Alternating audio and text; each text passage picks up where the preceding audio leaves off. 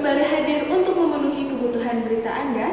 Bersama saya, Anagata Kilan dari studio, akan menemani Anda selama beberapa menit ke depan untuk menyajikan sejumlah berita teraktual, terupdate, dan terpercaya. Inilah Global News. Baiklah pemirsa, kita langsung masuk ke berita pertama.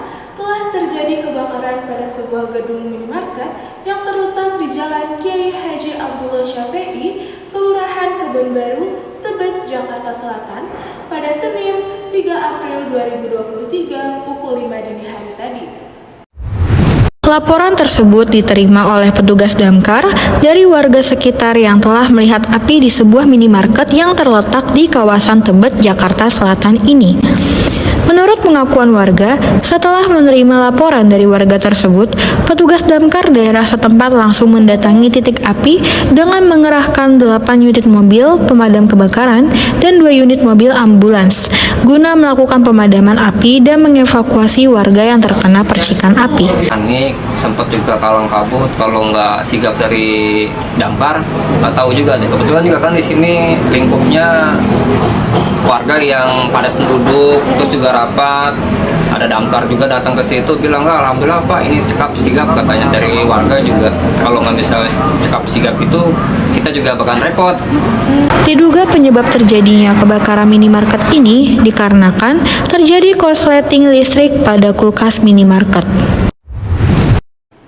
Pemirsa, kita berlanjut ke berita kedua. Sidang vonis Siti Aisyah, pelaku penipuan ratusan mahasiswa IPB hingga terjerat pinjaman online, kembali ditunda untuk kedua kalinya di Pengadilan Negeri Cibinong. Alasan sidang putusan ini kembali ditunda karena hakim masih belum siap untuk mengumumkan hasil vonis terhadap kasus Siti Aisyah tersebut, sehingga sidang harus kembali ditunda dan rencananya akan dilaksanakan pada besok hari, tanggal 5 April 2023 pada pukul 1 siang, tepatnya di Pengadilan Negeri Cibinong. Yang kemarin kasus yang di Bogor ya, yang nama Ibu Siti Aisyah, yang unit kita dari Suzuki dibuat jadi sarana dari debitur kita sendiri, namanya Answar, tidak lain dari abangnya Ibu Siti. Jadi kita juga ikut mengikuti sidang. Tadinya kita dapat info sidang putusan hari ini, ya ternyata ditunda. Ini ditunda yang kedua kali kalau nggak salah ya Pak ya? Ya, yang kedua kali. Jadi sidang ini ya sangat kita sesalkan ditunda, karena kita berharap ini secepatnya akan selesai, karena bukan cuma ini yang kita selesaikan, pekerjaan kita yang harus kita kerjakan. Jadi kita sih berharap kepada jaksa yang terhormat sama Pak Hakim yang terhormat diselesaikan secepatnya. Alasannya Pak Hakimnya belum siap. Karena Pak Hakimnya belum siap, belum siap untuk membacakan putusannya itu. Dia minta waktu 1 hari. Menurut salah satu saksi, harapannya agar sidang vonis Siti Aisyah ini segera dilaksanakan dan diproses sesuai hukum yang berlaku. Pemirsa, berita tadi sekaligus mengakhiri perjumpaan kita pada siang hari ini. Nantikan berita terupdate lainnya hanya di Global News setiap hari, karena kami akan menyajikan berita teraktual, terupdate, dan terpercaya. Saya Nagata Kilan pamit undur diri, selamat siang dan sampai jumpa.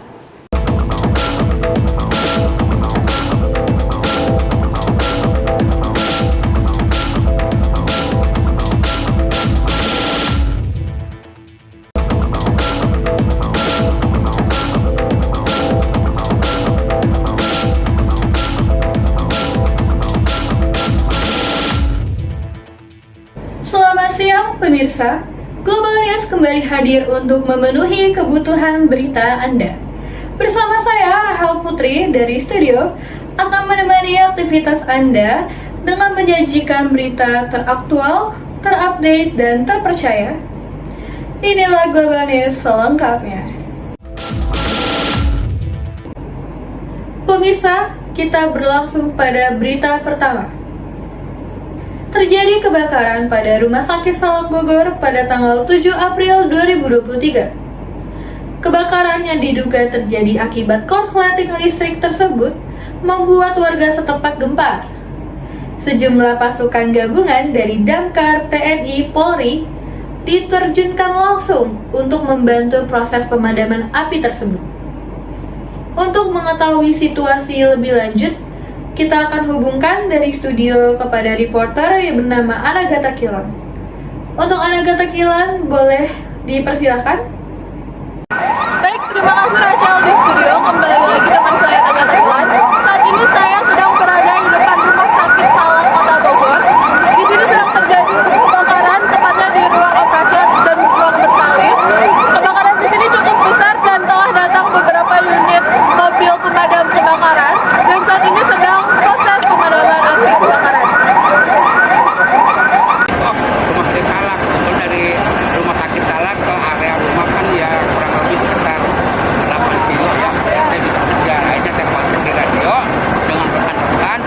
Coba menerima di mana ini rumah sakit Salak. Oke dah, saya masuk rapat. Kalau boleh tahu, dari pemadam kebakaran Kota Bogor itu sudah mengerahkan berapa unit mobil pemadam kebakaran ya Pak? Kalau saya dengar tadi dari radio dari kontak komunikasi untuk dari Kota Bogor sudah 3, terus dari Ciomas ya daerah barat itu sudah 2. Jadi ini yang kebakaran itu apotiknya atau ruang operasi ya Pak? Karena ada beberapa yang mengatakan ruang operasi.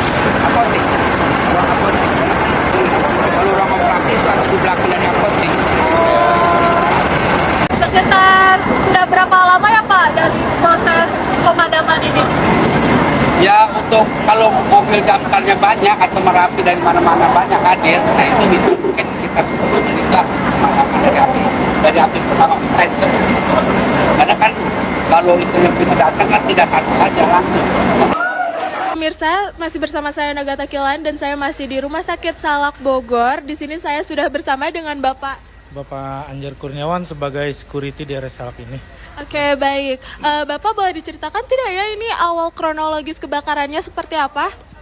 Dalam laporan dari seorang, ini terjadi karena konsletnya listrik yang merambat dari ruang satu ke ruang yang lainnya. Oh, kalau boleh tahu ruangannya ruang apa ya Pak? Apakah benar itu ruang apotik? Setahu saya di samping apotik MCU. Dari MCU dulu, dari belakang MCU kayak gitu. Saat ini untuk kejadian ada korban itu tidak ada ya. Nah, dalam kutip besar masih dalam keadaan aman semua dan api masih kecil pun semua pasien udah kita evakuasi di ruangan evakuasi kita. Ini kalau boleh tahu kebakarannya pada pukul berapa ya Pak? Sekitar 1:30. 1:30 siang ya Pak? Iya. Cuaca lagi panas terus ditambah angin kencang. Jadi apinya cepat merambat dan agak kendala tapi semua aman. Oke, baik. Terima kasih banyak ya Pak atas pernyataannya.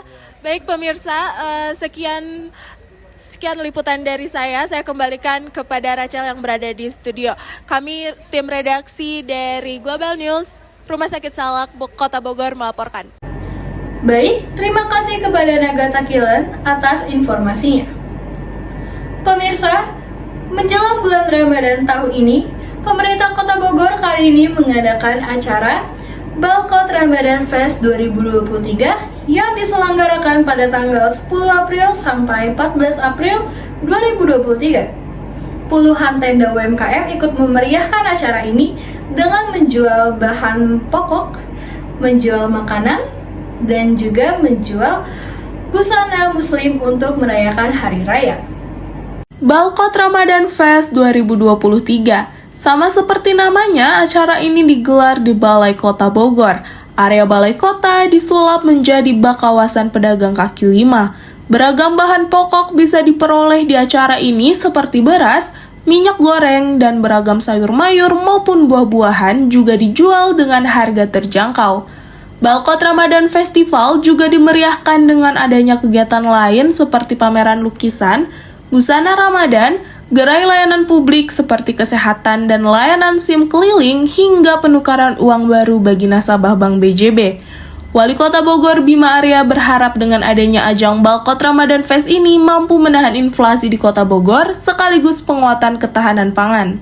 Kegiatan mulai mengawali setelah pandemi lama kita alami ya, jadi ada sudah proses pemulihan ekonomi sudah bangkit.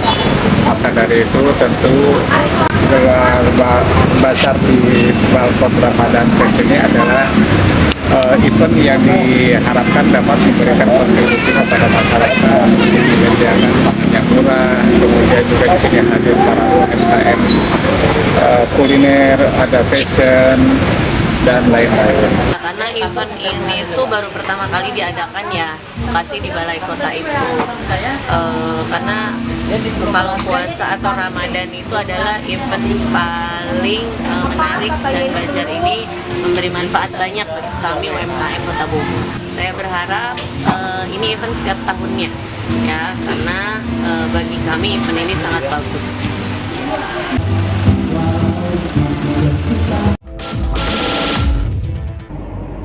Pemirsa, berita terakhir datang dari berita mengenai penurunan harga bahan pokok pasar yang diklaim oleh Presiden Republik Indonesia, yaitu Pak Joko Widodo, ternyata belum ditemukan di daerah Pasar Bogor, salah satunya di Pasar Jambu 2 Bogor. Presiden Republik Indonesia Joko Widodo sebut harga kebutuhan pokok menjelang Hari Raya Idul Fitri mengalami penurunan. Bahan-bahan pokok seperti telur, bawang merah, bawang putih hingga beras cenderung mengalami penurunan meskipun belum terlalu signifikan. Kondisi turunnya harga sejumlah komoditas pangan tersebut disebabkan karena pasokan barang yang melimpah. Namun 2 pekan menjelang Hari Raya Idul Fitri, di beberapa pasar tradisional Bogor, salah satunya Pasar Jambu 2, penurunan harga yang disebut-sebut tersebut belum juga terlihat. Menurut hasil wawancara kami bersama Miki selaku unit usaha jasa bagian pemberdayaan pedagang dan monitoring Pasar Jambu 2, harga bahan pokok Pasar Jambu 2 relatif stabil dan akan terjadi kenaikan di saat hari menjelang Lebaran nanti. Berikut liputan selengkapnya. Kalau untuk kenaikan bahan pokok sampai saat ini saya lihat di harga-harga masih cenderung stabil. Tapi alhamdulillahnya belum ada kenaikan signifikan. Untuk gini ya, kalau untuk penurunan harga itu kita pedagang itu yang saya tahu itu tergantung pasokan. Nah, dan untuk tradisi masyarakat Indonesia biasanya untuk hari-hari besar keagamaan ini cenderung harga ada sedikit kenaikan meskipun tidak terlalu besar gitu, tapi istilahnya ada kenaikan sedikit gitu karena kan hari raya keagamaan ya, dan itu pun sampai saat ini belum terlihat sih gitu. Mungkin kenaikan itu beberapa hari sebelum hari raya. Berita tersebut mengakhiri perjumpaan kita pada siang hari ini. Nantikan berita-berita terupdate lainnya dari Global News setiap hari, karena kami selalu menyajikan berita yang teraktual, terupdate, dan terpercaya. Saya Rahel Putri, pamit undur diri. Selamat siang dan sampai jumpa.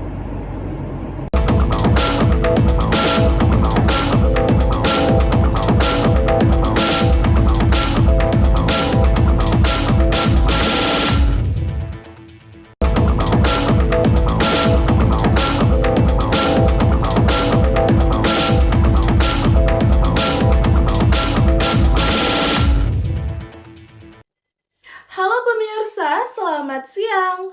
Global News kembali hadir untuk memenuhi kebutuhan berita Anda. Bersama saya Nagata Kilan dari studio yang akan menemani aktivitas Anda selama beberapa menit ke depan untuk menyajikan sejumlah berita teraktual, terupdate, dan terpercaya. Inilah Global News selengkapnya. Pemirsa, kita berlangsung ke berita pertama. Hari libur pasca Lebaran Hari Raya Idul Fitri menjadi ajang untuk masyarakat berwisata. Salah satu tempat wisata yang selalu ramai diserbu pengunjung setiap tahunnya adalah Pantai Pangandaran yang terletak di Kabupaten Pangandaran, Jawa Barat. Para wisatawan berbondong-bondong datang ke pantai ini mengajak keluarga, sanak saudara, bahkan teman-temannya untuk berlibur. Hal ini tentu saja membuat Pantai Pangandaran terlihat bak lautan manusia. Objek wisata Pantai Pangandaran, Jawa Barat dipenuhi para warga yang memanfaatkan waktu libur lebarannya bersama keluarga. Ribuan wisatawan datang setiap harinya memenuhi objek wisata ini. Di sini tuh emang setiap tahunnya tuh nambah nggak sih pengunjungnya, atau emang di hari-hari tertentu aja biasanya pengunjungnya sebanyak ini? Nambahnya biasanya di hari-hari tertentu aja, kayak ya sekarang kayak lagi lebaran pasti rame banget, tapi hari biasa juga biasanya udah rame banget sih. Tingginya antusiasme warga untuk berlibur di Pantai Pangandaran membuat lalu lintas di sekitarnya menjadi padat. Kalau dari hari pertama, waktu Minggu, waktu jam 10-an, pengunjung masih landai. Waktu hari pertama, hari kedua udah mulai meningkat, yang puncaknya kemarin pas hari ketiga. Namun, kesadaran masyarakat yang berkunjung terhadap lingkungannya membuat lingkungan pantai dipenuhi dengan sampah berserakan. Pemirsa, kita beralih ke berita kedua. Jembatan Oto Iskandar Dinata atau yang lebih dikenal dengan Jembatan Otista akan ditutup pada tanggal 1 Mei hingga bulan Desember 2023 nanti. Penutupan jembatan ini dilakukan oleh pemerintah Kota Bogor seiring dengan dilakukannya pembangunan ulang untuk jembatan tersebut.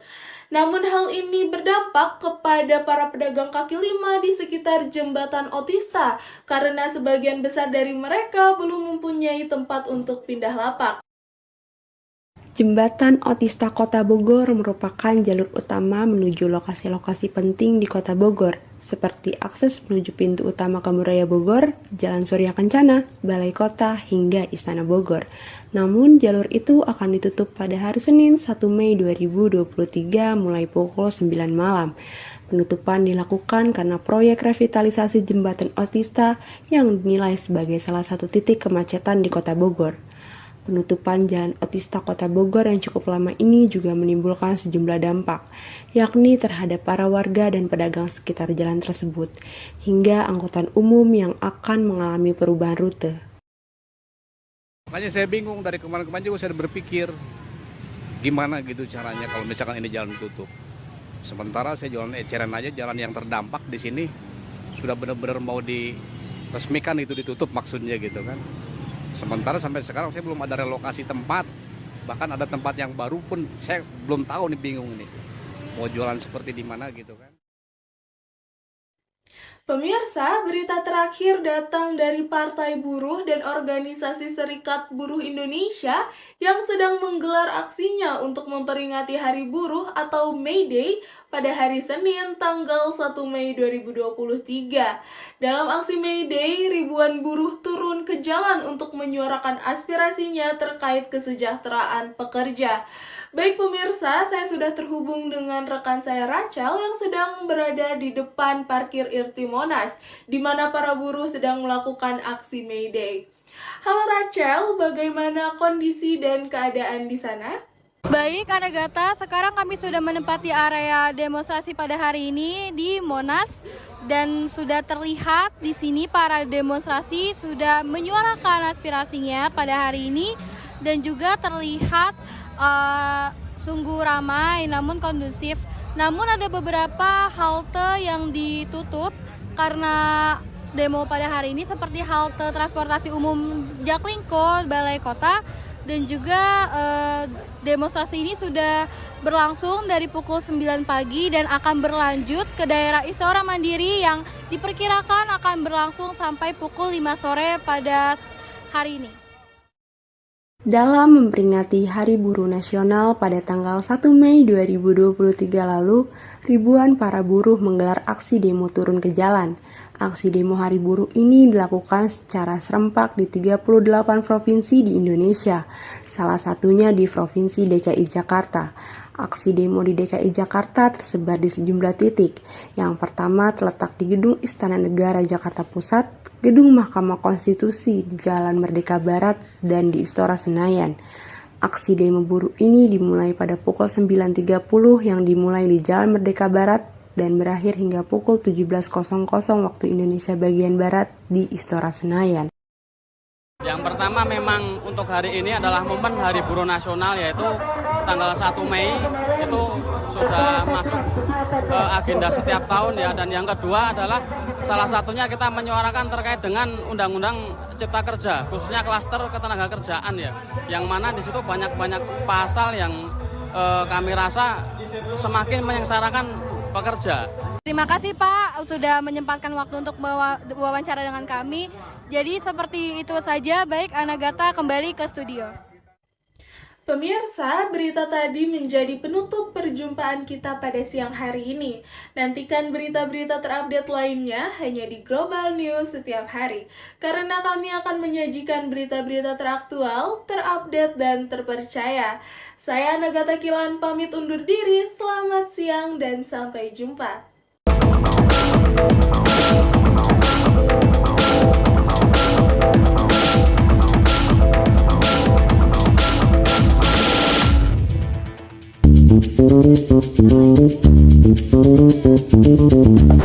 Liburanmu kok terganggu sakit kepala dan mual? Atasi dengan Freshly minyak angin.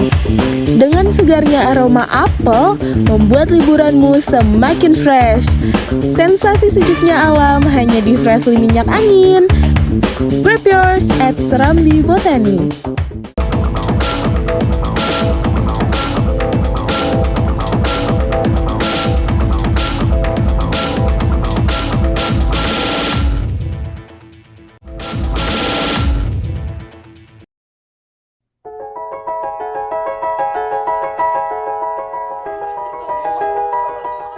Di Bogor, terdapat sebuah perkampungan yang menjadi pusat pengrajin batik yang bernama Kampung Batik Cibulu.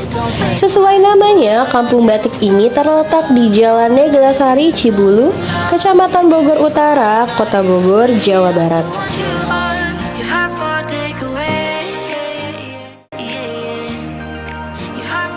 Halo Sobat Global News, sekarang saya sedang membatik di Batik Bumiku yang berada di Kampung Batik Cibulu Bogor. Nah, mau ikuti keseruannya dan mau tahu seputar Batik Bumiku? Yuk ikut! Batik Bumiku ini salah satu produk batik unggulan dari Kampung Batik Cibulu. Kain batik yang diproduksi dari Batik Bumiku memiliki corak khas Kota Bogor dan motif yang indah serta warna yang menarik.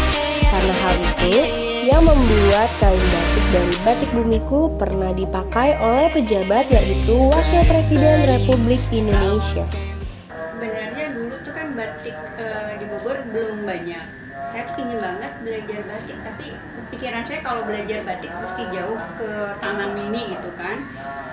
Tapi waktu itu saya masih kerja, terus waktu pas sudah tidak bekerja, saya ingin belajar. Kebetulan dari pemerintah daerah ada pelatihan untuk ibu-ibu di kelurahan. Dari situ saya berlatih membatik. Tidak hanya itu, Batik Bumiku ini juga terbuka bagi siapa saja yang ingin belajar cara membuat batik secara langsung loh. Tentunya bersama para pengrajin yang sudah berpengalaman. Kalian yang berkunjung ke Batik Bumiku ini akan diajarkan cara menggambar dan mewarnai kain batik dengan teknik yang benar, sehingga kalian akan memiliki pengalaman dalam membuat kain batik sendiri dengan motif dan warna yang indah dan unik. Membatik itu tidak harus dimulai dari kecil atau kita turun-temurun. Sekarang beban kita adalah melestarikan budaya. Ini bagian budaya yang sudah diakui oleh UNESCO. Jadi kita sebagai generasi harus belajar membatik. Kita harus mencoba mencintai dan mengenal batik karena membatik itu menyenangkan. Sekian pemirsa kunjungan kami ke Batik Bumiku yang berada di Kampung Batik Cibulu Bogor pada hari ini. Terima kasih pemirsa.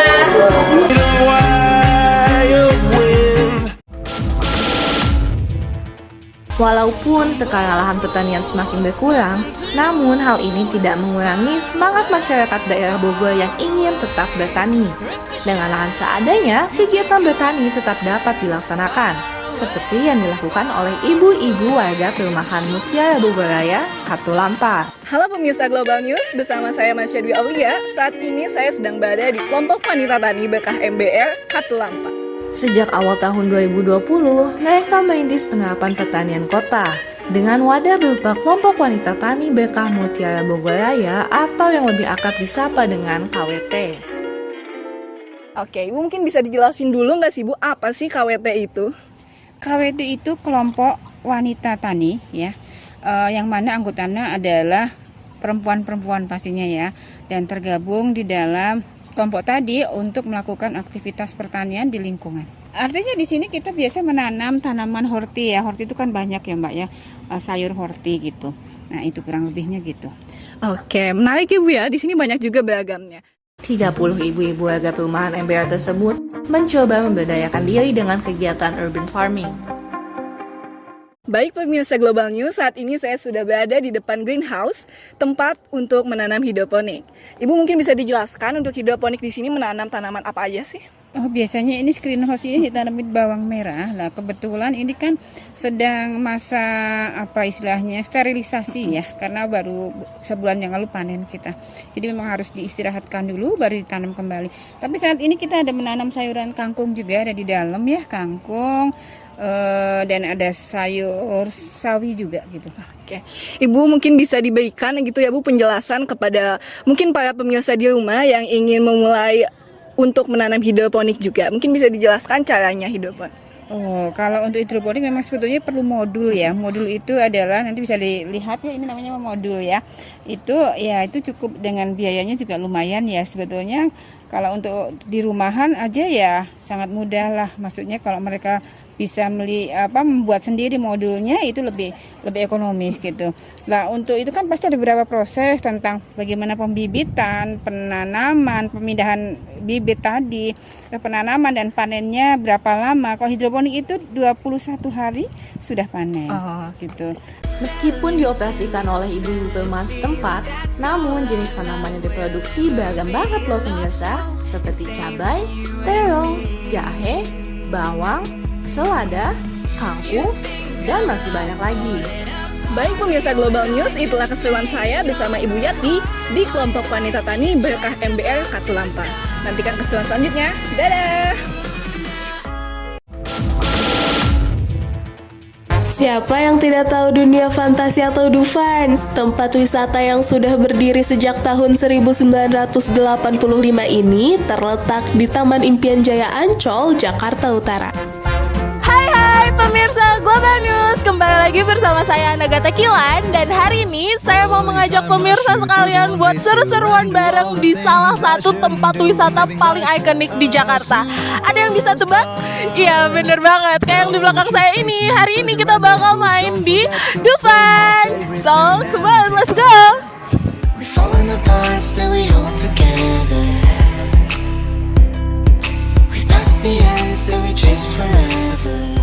Oke pemirsa, jadi saya lagi naik salah satu wahana yang katanya sih wajib banget kalian naikin kalau lagi main-main ke Dufan, yaitu Biang Lala. Nah kalau kalian naik Biang Lala, kalian bisa lihat seisi Dufan dari atas ini. Dan yang menarik, kalian juga bisa lihat Pantai Ancol yang pastinya cantik banget. Kalau kalian ingin berkunjung, jangan lupa untuk reservasi online ya. As you know guys, sekarang Ancol membatasi kuota pengunjung setiap harinya. Kalian bisa ikuti cara reservasi ini ya.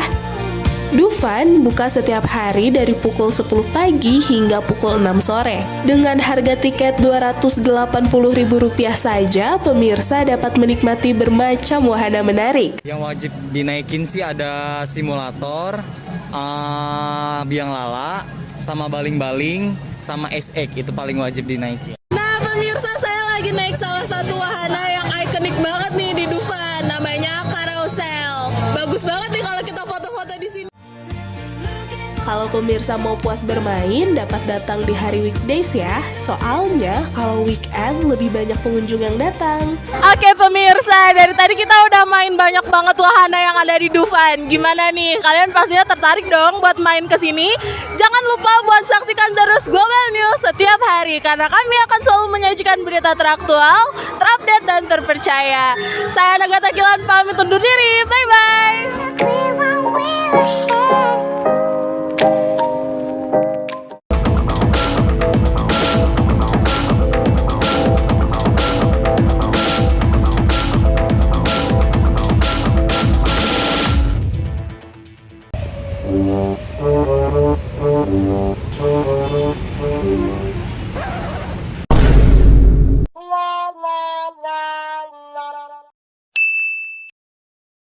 Gunakan helm yang sesuai dengan SNI buat keselamatan, baik buat diri sendiri maupun buat orang lain.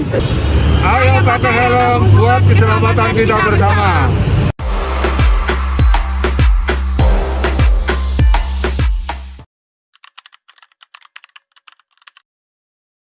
Bogor dengan sejuta kisah di dalamnya menyimpan memori yang tidak akan hilang di lahap waktu, tahun, wajah, dan tongkat kepemimpinan yang terus bergulir.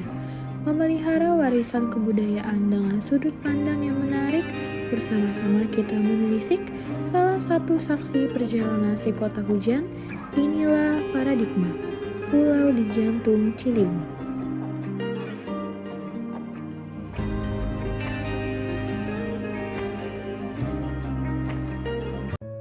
Kecil yang terletak di Kelurahan Babakan Pasar, Kecamatan Bogor Tengah ini layaknya sebuah kotak harta karun dengan banyak kekayaan cerita di dalamnya. Pulau Gelis tidak hanya sebuah pemukiman biasa karena tempat ini merekam peradaban di kota Bogor sejak beratus tahun silam. Kata pulau yang berarti pulau dan kata gelis yang berarti cantik bermakna pulau yang memiliki sesuatu yang cantik. Dari sisi lokasinya, kampung yang berdekatan dengan kawasan terpadu wisata belanja dan kuliner Surya Kencana memiliki pesona alam yang menarik karena membelah aliran sungai Ciliwung sehingga terlihat seperti pulau. Jadi dulunya itu Pulau Gelis ini di tempat peristirahatan dari Kerajaan Pajajaran.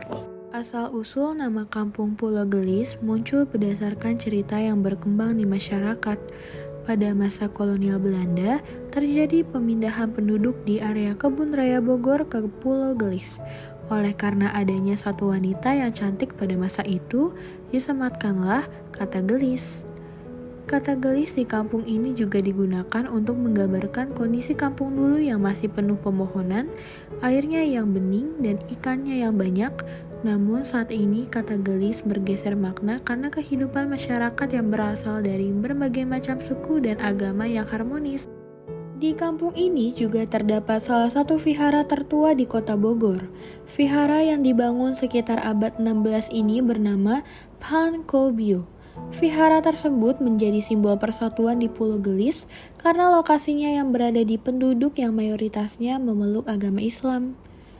Kelenteng ini sudah ada sejak saat daratan di tengah sungai Ciliwung ditemukan memiliki berbagai prasasti di dalamnya. Prasasti tersebut sebagai bukti peninggalan masa kejayaan dari masa ke masa. Vihara yang digunakan sebagai tempat ibadah para bangsa Tionghoa digunakan juga sebagai tempat ibadah agama lain. Di dalamnya terdapat 4 petilasan dan 2 makam ulama besar, sehingga kampung Pulau Gelis merupakan tempat yang bersejarah bagi beberapa agama.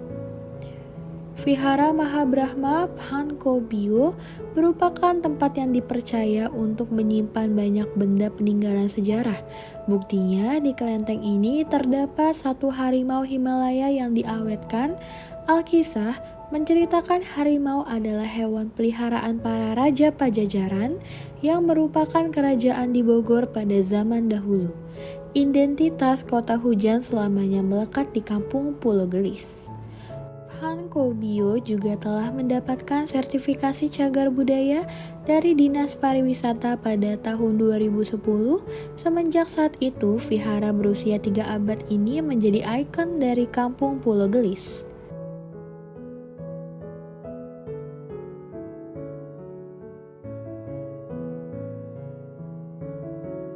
Kalau di Pulau Gelis ini kebetulan memang sejarahnya, menurut sejarah kelenteng ini tertua di kota Bogor, dan sekarang alhamdulillah kita sudah menjadi cagar budaya dengan persyaratan dan prosedur yang sudah dilalui. Alhamdulillah, memang kalau menjadi cagar budaya tidak semudah kita mengajukan itu, langsung itu kan harus ada proses.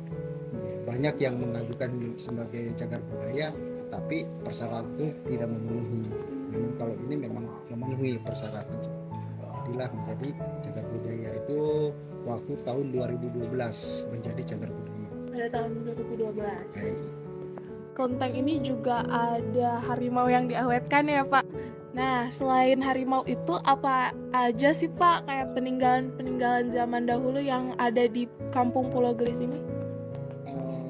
Di kampung apa di kelenteng ini? Kalau di kelenteng ini dulu mungkin Pak. Soalnya kalau misalkan untuk masalah kita yang cagar budaya itu semuanya adanya di Kelenteng Bangkobio ini. Oh, di sini ya pusatnya ya Pak? Iya, soalnya di sini tempat patelasan dan ada di sini batu dari zamannya megalitikum. Itu sudah diteliti oleh beberapa ahli yang dari Bandung dan dari Jakarta. Memang ternyata ini batu ini sudah berumur ratusan tahun. Kurang lebih itu sekarang itu 700 tahun. Gitu Pak. Betul. Yang di dalam situ ya? Iya.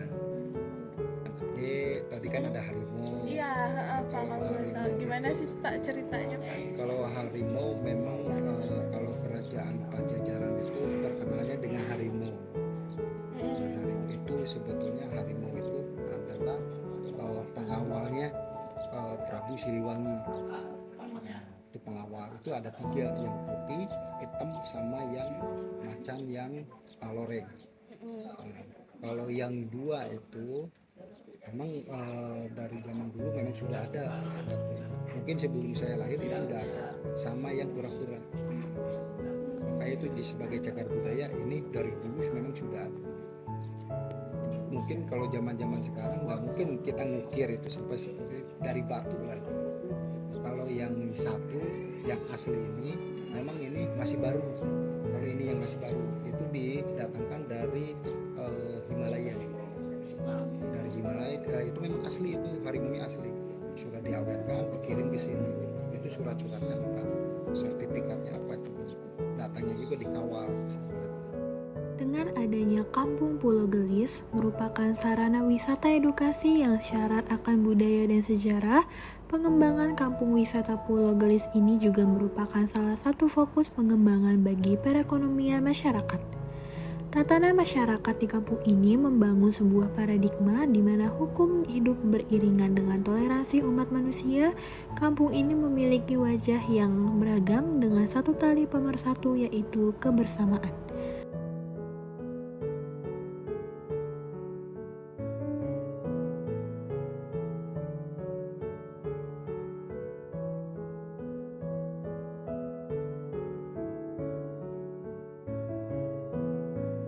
Kalau dari MUI itu sempat diundang datang ke sini, alhamdulillah dari pemerintah kota juga banyak yang hadir ke sini.